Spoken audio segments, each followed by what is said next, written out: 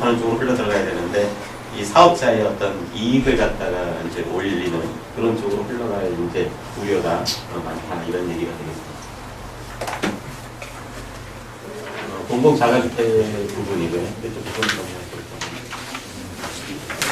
부분 그 저렴주택 공급을 갖다가 왜 확대해야 되느냐 이 부분에 있어서 이제 아까 살펴본 그 우리나라 주택 가격이 물론 이제 뭐 여러 평가가 있습니다. 고종환 씨 같은 경우에는 아직도 훨씬 더 올라야 된다 뭐 이런 말씀을 하고 계시죠.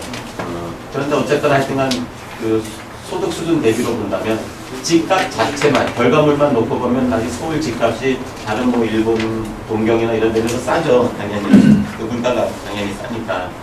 근데 이제 내가 버는 소득하고 집값하고 이렇게 소득 수준을 비교하면은 높은 게 사실이다. 뭐 어쨌거나 그렇게 이제 결과가 나오고 있고, 그 다음에 그 자가주택, 그러니까 어떤 전세나 월세나 이런 게 아니라 내 집을 가질 수 있는 여건을 만들어줘야 된다. 그래야 이제 주거가 안정이 된다는 거죠. 그리고 자기 집을 소유권을 가질 수 있는 이런 주택을 많이 공급해준다. 저렴하게. 그래야 궁극적인 어떤 주거 안정이 목표가 달성된다. 그런 내용이 되겠고요. 그 다음에 주택 가격으로 인한 물가 상승인데 기본적으로 높은 주택 가격은 이제 생활비 상승으로 이어지고 이것이 이제 도시의 국제적인 경쟁력을 저하시킨다는 그런 내용이 되겠습니다. 그 다음에 이제 재정비 사업, 아까 말씀드린 재정비 사업으로 인한 주택 결실이 상당히 심각하기 때문에 이거에 대응하기 위한 어떤 주택 공간을 확보할 필요가 있다. 이런 필요성에 의해 가지고 저런 주택 공급을 확대할 필요가 있다. 이런 얘기 내용이 되겠습니다. 여러분들한테 이제 이거를 세미나를 하겠다고 하고 이제 숙제를 내줬죠. 한 번씩 쭉 생각을 해보시라고 어떻게 하면은 저런 주택을 공급할 수 있는지. 그리고 뭐 저희들 연구해서 요거는 이제 다 이렇게 됐으면 좋겠다 이것도 아니고 우리가 이제 연구하는 과정에서 이제 생각해 볼 수 있는 방안들이 이런 방안들이 있다 이런 내용입니다. 이 내용이 뭐 정책화되고 이런 거는 절대 아닙니다. 오해를 하지 마시고 그 정책 방향을 보면은 이제 뭐 부담 능력에 맞는 주택을 공급해주자 신규 물량을 갖다가 무조건 확대하는 게 아니라 기존의 이제 주택들을 좀 다양하게 이용을 하자. 그 다음에 이제 거주자 특성을 고려하는 이제 주택을 공급하자. 그 다음에 이제 개발이 판수라든지 이제 배분 원칙을 갖다가 정립한 상태에서 이제 규제 완화가 있어야 된다. 그 다음에 주거권 확보에 이제 최우선 가치를 갖다 보여야 된다. 이런 이제 기본적인 정책 방향을 가지고 확대 방안을 갖다가 이제 검토를 해봤습니다. 그래서 이제 하나씩 설명을 드려보면 택지 가격을 갖다가 이제 인하를 하는 방안입니다. 기존에도 이제 여러 가지 방법이 있었지만 기본적으로 그 현재 지형을 갖다가 그대로 활용하는 아까 차 타고 오면서 어디라 그랬죠? 뉴질랜드라 했나? 거긴 집이 산등성이 그냥 쫙 이렇게 이쁘게 달 때 있죠. 그냥 그런 지형을 그대로 이용한, 그냥 다 이렇게 깎아버리는 게 아니라 지형을 이용한 어떤, 그러면 깎아내는 비용이 적게 들어가니까 기본적으로 좀 가격이 줄어들 수 있다.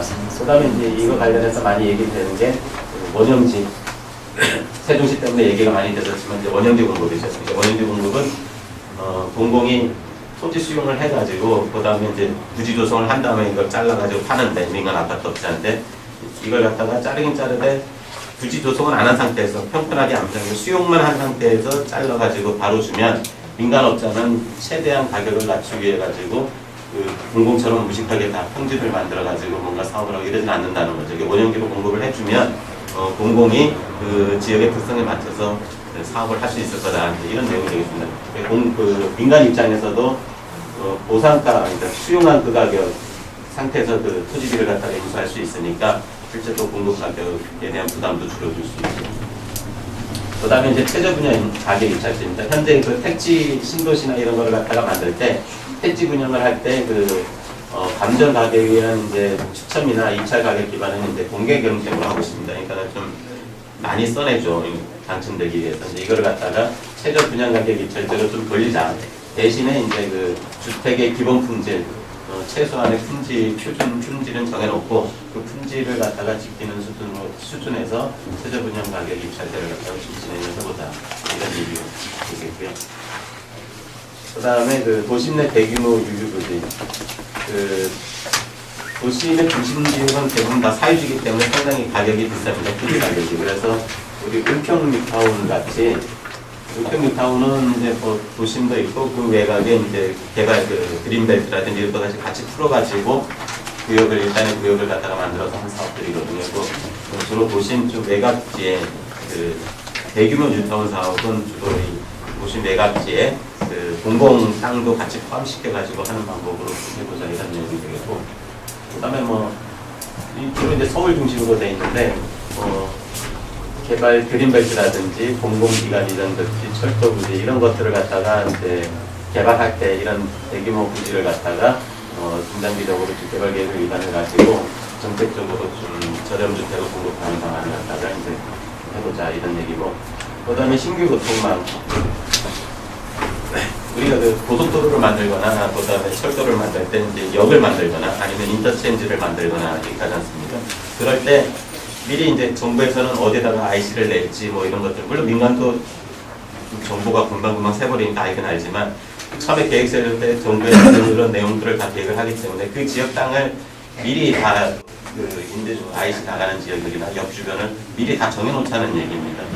마곡 같은 경우에도 그 허허벌판이잖아요.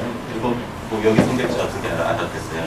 그거를 그런 주변을 갖다가 미리 이제 단지로 먼저 잡아놓으면 그게 이제 사유지화가 돼가지고 가격이 비싸지가지고 공급을 못하는 역세권에 그런 문제가 없어지지 않겠나 이런 얘기가 되겠습니다.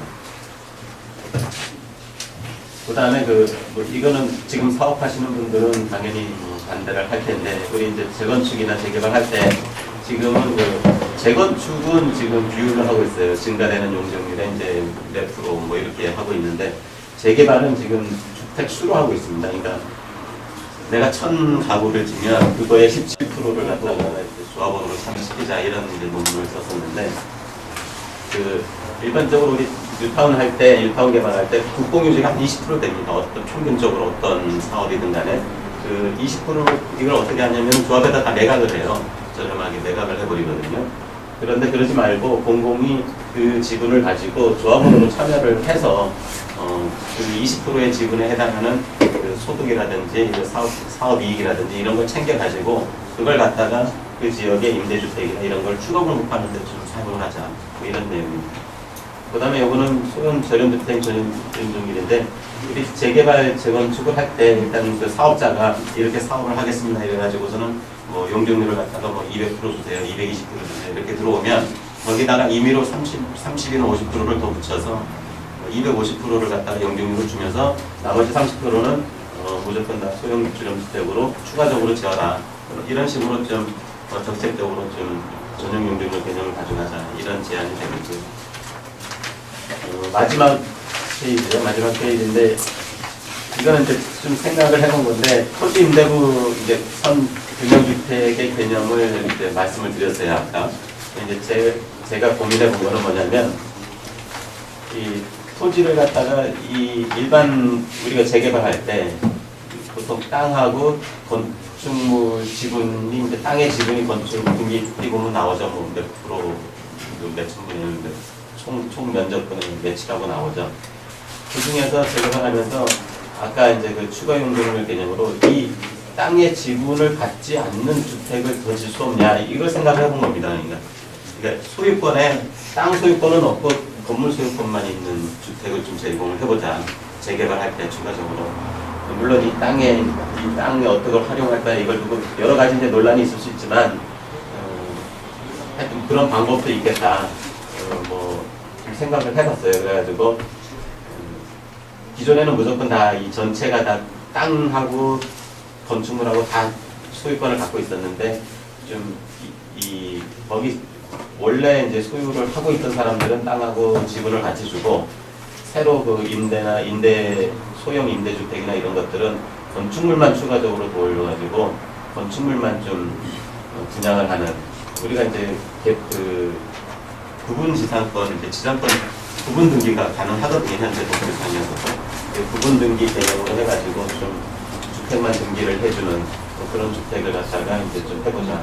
정 필요하면은 이런 식으로 해가지고 거기에 해당하는 부분은 국가, 정부나 지자체가 가지는 임대주택으로 돌려서 공공이 이 건축물에만 가지고 있다면 훨씬 많은 저런 주택을 공급할 수 있지 않을까 이런 생각을 해봤습니다. 지금까지 쭉 저렴주택 관련해 가지고 좀 말씀을 드렸는데